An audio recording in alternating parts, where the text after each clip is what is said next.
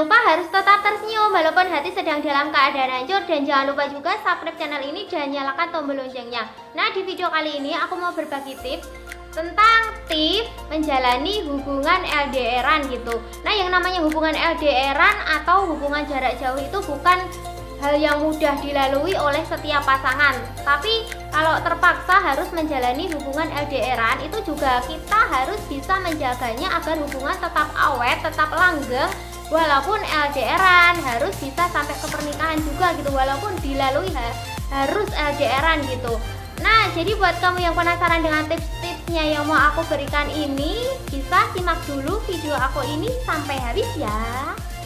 Yang pertama, komunikasi itu harus lancar. Coba lakukan komunikasi dengan cara misalnya tanya kabar gitu, tapi jangan sampai berlebihan karena itu bisa mengganggu aktivitasnya gitu.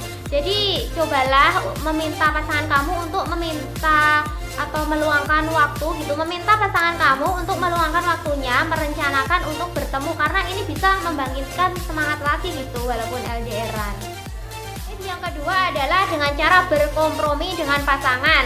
Jadi untuk membuat agar hubungan itu tetap langgeng, tetap awet walaupun LDRan itu adalah dengan cara kompromi sebelum dia itu pergi ke kota orang atau negara orang.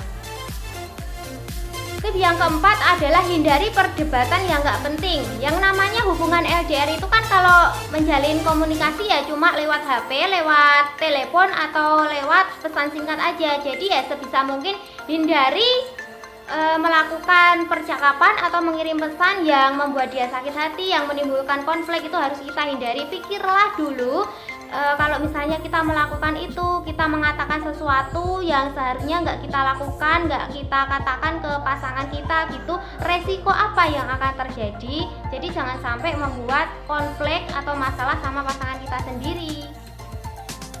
Jadi yang kelima, jalani hidup masing-masing dan bersabar adalah kunci utama dalam menjalin hubungan LDR.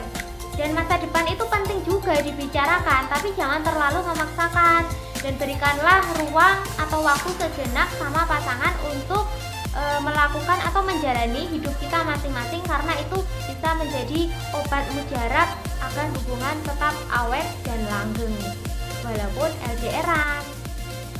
Yang keenam adalah sempatkan waktu untuk bisa bertemu langsung. Yang namanya mengunjungi kota atau negara pasangan kita berada itu adalah tips yang sangat disarankan dalam tips menjalani hubungan LDR ini. Tapi kalau itu nggak memungkinkan, kalian bisa pilih salah satu aja gitu. Pilih jaraknya mana yang paling berada di tengah-tengah kalian. Jadi itu bisa dijadikan untuk tempat liburan kalian. Dan usahakan sih itu dilakukan 6 bulan sekali gitu.